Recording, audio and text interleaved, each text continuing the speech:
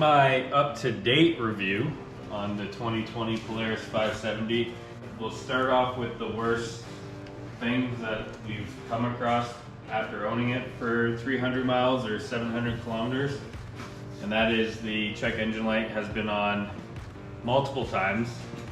It seems like almost once every 3 rides.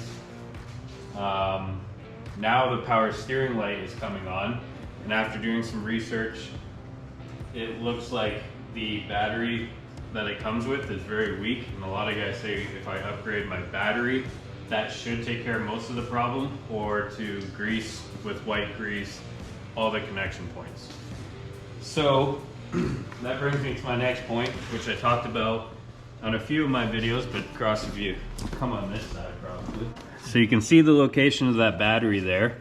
It's in all of the elements, and it is a terrible spot. And I don't know how many times I need to say that, but that is a terrible spot for a battery. So what we're gonna do is relocate it to back here, and we'll just put a mounting bracket into those 2 spots there, and the battery will sit back here. And I'll upgrade the battery as well, and hopefully that will work. Realistically, that's the only thing keeping me from putting my handlebar warmers and my thumb warmer on, is it already seems to be weak voltage from the battery, and maybe it is the connection points, I don't really know. But we're gonna try the battery first, so I'm waiting to get a new battery before I install those. As far as performance on this thing goes, the handling is really good. I don't have any issues with handling. The performance is top notch. I mean, these guys have 700s, and I can usually win in a race. Every once in a while I do get beat, but it's not by much, and typically I do beat them. So the performance from a 570 is pretty good. As far as starting this thing in the cold, it's really good. It turns over in a couple cranks. I see no issues with that. For an example, Cross and I both took our quads in. Mine was for the check engine light. His was just getting regular maintenance on it. Mine was for the check engine light. Like I said, there's only 300 miles on this thing, so it should have gone back to the shop already. So I'm pretty disappointed. So Cross and I, like I said, we both took our quads in at the same time, and they sat outside for a couple nights. And you know, it was -15 at the coldest. The quads were covered in frost. So our quads were sitting outside for pretty much the same amount of time. Mine might have been even left out longer than Cross's.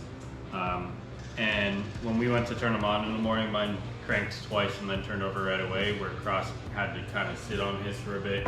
It turned over no problem, but it took a little while to turn it over. Probably took 15, 20 cranks. Yeah, so again, these things start really good in the cold, but obviously the cold affects them, because I've had the throttle sensor code come on before, so it would throw the check engine light, and I got that looked at. They rerouted the cable. They thought it was a little too tight, so it was pulling on the cable up here. But now that it's cold, it's doing that, and then the power steering will just shut off on me. And so I'll be driving and then I lose power steering. And it's not even like I just lose power steering, it's almost like it just is super stiff and I can't even turn it. I've driven quads without power steering before, and it's not the same. But overall, the performance is really good. I'll give it that. It's probably the fastest 570 or 500 series quad on the market. As far as reliability go, we'll find out. Maybe it is just the battery and I replace that and I won't have any issues again. And they are minor issues. If I turn the key a couple times, it resets itself. As far as performance goes, I don't think you can beat it for the size of the engine that it has. The maintenance though, the oil change was more than hard. As far as like filling it and everything else, it's you know, the same as everything else. It's fairly easy, but the oil filter, I don't even think you can see it on this side, but it's buried back way in here. So you have the battery in the way, you have these arms in the way, you have hoses in the way, and you're trying to get this oil filter out of there, and it's not easy. So after having 300 miles on this thing, if you look back to my first review, I'll try to put a link in it in the description below so you can watch my original review on this thing. I talked about how I didn't like this engine brake system, and I'm still not a big fan of it, but I don't think I'll ever need to buy brake pads for this thing because of how well that engine brake system works. And going down a steep hill, it really helps. So though I say I'm not a fan of it, I kind of am. I just don't like when I'm driving normally and I let off the throttle and it just starts to stop. Once you get used to it, it's not a big deal, but it's still, you know, sometimes you just want to coast and it just puts you to a stop.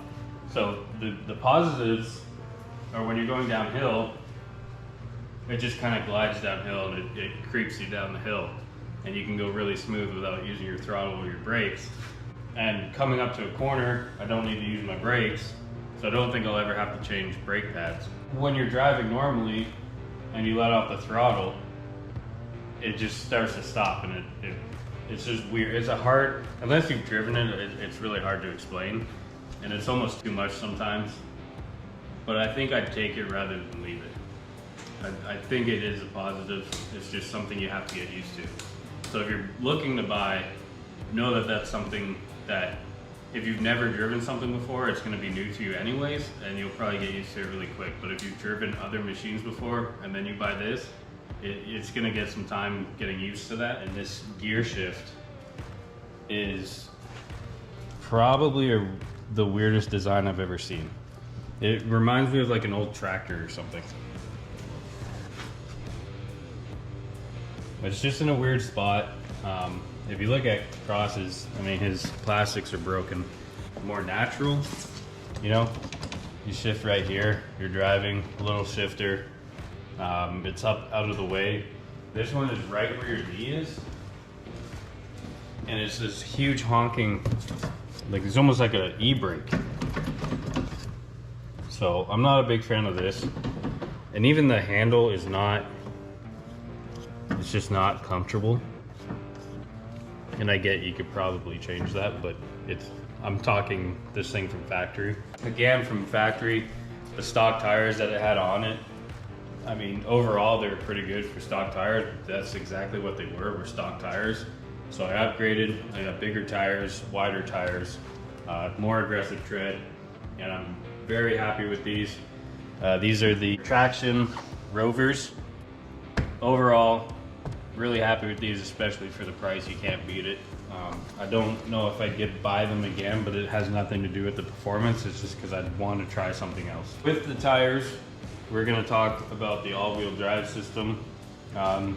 With these tires, I don't need to go into all-wheel drive too often in the snow. When we're down at the dam, I've obviously used four-wheel drive. And the all-wheel drive system that it has, you can do all-wheel drive on the fly. It's all-wheel drive on demand is what I believe they call it, or on-demand all-wheel drive. I always stop and then switch it. I'm not gonna even chance the fact that my back tires or something might be spinning when I switch it. So I always stop, so I really don't use the on-demand. I just stop, turn it to all-wheel drive, and then I start going again. But the all-wheel drive works well. If I am stuck in two-wheel drive, it pulls me right out. The tires obviously have some to do with that. This quad has grease nipples, which is a terrible idea. It's just another place for water and dirt and everything else to get into. So if you buy one of these, just know that you're gonna have to grease these up. Apparently in 2021 they got rid of those. I'm not 100% sure, don't quote me on that, but it's got a battery tender, so that's cool. At least they thought of that. One of the best things about the Polaris 570 is the storage. You can't beat it. As you can see, there's my knife. That's my field knife. Safety glasses for when I didn't have goggles. My GoPro camera fits in here. I've kept jackets in here. Water bottles, energy drinks. With that though, it's also one of the cheapest front ends on a quad because it's plastic and it's held together by these two little clips. But in the back, you also have this storage. And as you can see, it's really deep. I'll fit my whole arm in there. Going back to the check engine light, it's pretty minuscule. I believe it's just a voltage issue, because if I turn the key off, turn it back on, turn it off, leave it off for a bit, turn it back on, it just resets itself, and I don't have any issue again. When you're looking at the headlights, I believe this is, in my opinion, a flaw in the machine, especially in 2020. If I turn it on to the low beams, it's just these two front lights. If I turn it on to the high beams, it's just the pod. Where I do believe it should be that these lights are still on in high. It's a decent machine. You can't beat the price. You can't beat the speed, the performance for what you get. But I am very disappointed in the amount of times that the check engine light has come on in a 2020 machine. I'm disappointed in the grease nipples. It's just another spot for moisture, dirt, water to get into. But there we go. We fixed the problem. At the end of the day, you're gonna find your scrap metal with a name on it that you like, and you're gonna buy it, and you're gonna run into different issues with different machines. Maybe mine was built on a Friday, I don't know. Well, imagine that. Check engine light again.